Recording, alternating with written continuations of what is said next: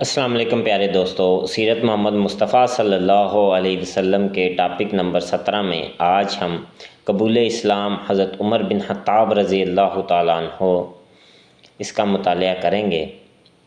حضرت عمر فاروق رضی اللہ تعالیٰ عنہ کے قبول اسلام کا اصلی اور حقیقی سبب نبی صلی اللہ علیہ وسلم کی دعا ہے۔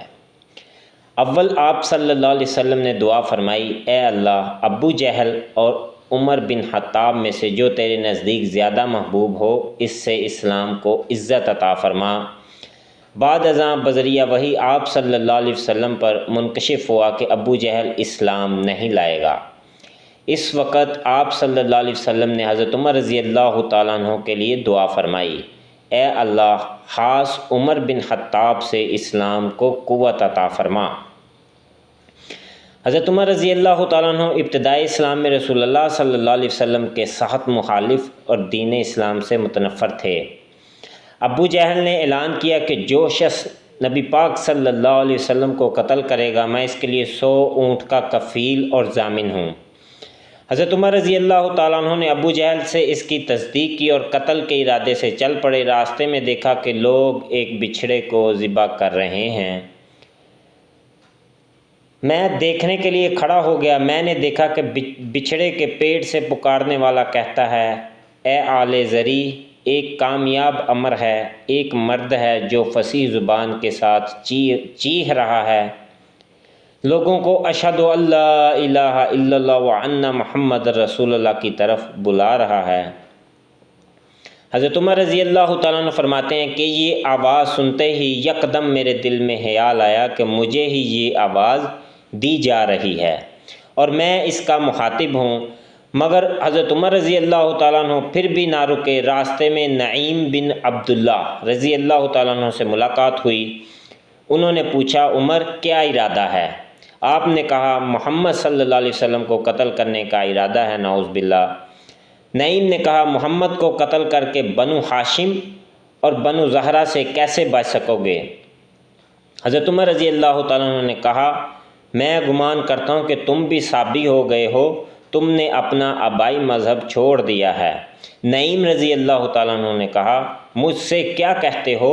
آپ کو معلوم نہیں کہ آپ کی بہن فاطمہ رضی اللہ تعالیٰ عنہ اور ان کے خاوند سعید بن زید رضی اللہ تعالیٰ عنہ بھی مسلمان ہو چکے ہیں۔ حضرت عمر رضی اللہ تعالیٰ عنہ یہ سنتے ہی اپنی بہن کے گھر کی طرف چل پڑے۔ حضرت حباب رضی اللہ تعالیٰ عنہ جو آپ کی بہن اور ان کے خاوند کو قرآن مجید کا درس دے رہے تھے، حضرت عمر رضی اللہ تعالیٰ عنہ کی آمد کی آہٹ سن کر چھپ گئے۔ حضرت عمر رضی اللہ تعالیٰ عنہ نے پوچھا، کیا تم دونوں صابی ہو گئے ہو؟ تو آپ کے بہنوئی سعید بن زید رضی اللہ تعالیٰ عنہ نے جواب دیا، اے عمر، اگر تمہارا دین حق نہ ہو اور دوسرا دین حق ہو تو کیا کرنا چاہیے؟ یہ جواب سن کر حضرت عمر رضی اللہ تعالیٰ عنہ نے انہیں مارنا شروع کر دیا۔ آپ کی بہن اپنے خاوند کو بچانے کے لیے آگے بڑھیں تو آپ نے انہیں بھی مارنا شروع کر دیا۔ اس وقت بہن نے کہا، اے خطاب کے بیٹے، تجھ سے جو ہو سکتا ہے وہ کر لے، ہم مسلمان ہو چکے ہیں۔ اے اللہ کے دشمن، تو ہمیں اس لیے مارتا ہے کہ ہم اللہ کو ایک مانتے ہیں۔ خوب سمجھ لو کہ ہم اسلام لا چکے ہیں، اگرچہ تیری ناک خون آلودہ ہو۔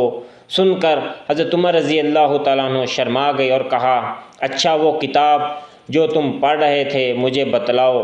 یہ سنتے ہی حضرت حباب رضی اللہ تعالیٰ عنہ جو حضرت عمر رضی اللہ تعالیٰ عنہ کے ڈر سے مکان کے کسی گوشے میں چھپ گئے تھے، فوراً باہر نکل کر سامنے آ گئے۔ آپ کی بہن فاطمہ بنت خطاب نے کہا، تو ناپاک ہے اور قرآن پاک ہے، اس لیے اس کو پاک لوگ ہی چھو سکتے ہیں۔ باوضو ہو کر آؤ۔ حضرت عمر رضی اللہ تعالیٰ عنہ اٹھے۔ انہوں نے وضو کیا اور صحیفہ مطہرہ کو ہاتھ میں لیا جس میں سورہ طٰہٰ لکھی ہوئی تھی۔ جب آیت نمبر 14 پر پہنچے تو بے ساختہ بول اٹھے، کیا ہی اچھا اور بزرگ کلام ہے۔ حضرت حباب رضی اللہ تعالیٰ عنہ نے یہ سن کر کہا، اے عمر، تمہیں بشارت ہو، امید کرتا ہوں کہ رسول اللہ صلی اللہ علیہ وسلم کی دعا تمہارے حق میں قبول ہوئی۔ حضرت حباب رضی اللہ تعالیٰ عنہ آپ کو لے کر حضرت ارقم رضی اللہ تعالیٰ عنہ کے مکان پر پہنچے، دروازہ بند تھا۔ حضرت عمر رضی اللہ تعالیٰ عنہ کی آمد کا سن کر کسی میں دروازہ کھولنے کی ہمت نہ ہوئی۔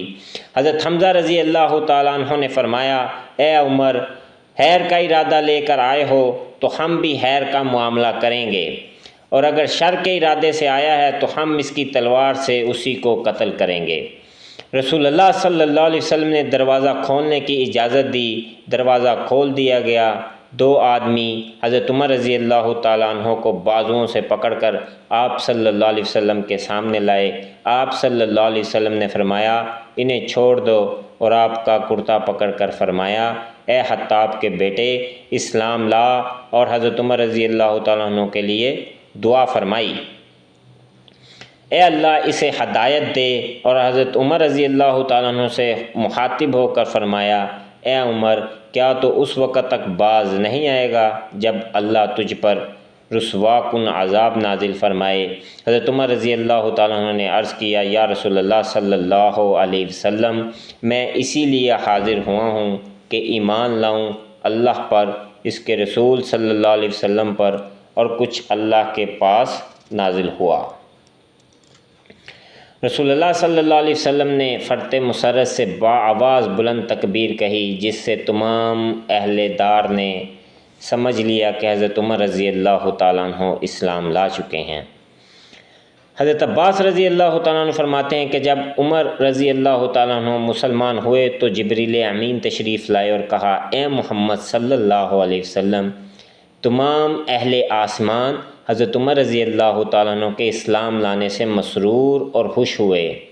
جب حضرت عمر رضی اللہ تعالیٰ عنہ اسلام لائے تو تمام مسلمان علل اعلان مسجد الحرام میں نماز ادا کرنے لگے۔ علانیہ طور پر اسلام کی تبلیغ اور دعوت شروع ہو گئی۔ اسی روز حق اور باطل میں فرق ظاہر ہوا۔ نبی پاک صلی اللہ علیہ وسلم نے آپ کا نام فاروق رکھا۔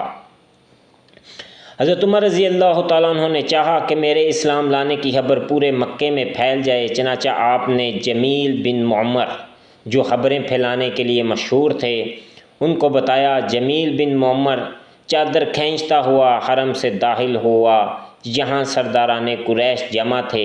اس نے سب کو حضرت عمر رضی اللہ تعالیٰ عنہ کے مسلمان ہونے کی خبر دی۔ اس کے پیچھے پیچھے حضرت عمر رضی اللہ تعالیٰ عنہ بھی حرم پاک میں پہنچ گئے۔ قریش نے حضرت عمر رضی اللہ تعالیٰ عنہ سے تصدیق کی اور سب نے آپ پر حملہ کر کے مارنا شروع کر دیا۔ عاص بن وائل سہمی وہاں موجود تھا۔ اس نے حضرت عمر رضی اللہ تعالیٰ عنہ کو لوگوں سے چھڑوایا اور کہا، میں نے عمر کو پناہ دی۔ عاص بن وائل کا آپ کو پناہ دینا تھا کہ مجمع منتشر ہو گیا۔ اللہ تعالیٰ آپ کا حامی و ناصر ہو۔ السلام علیکم۔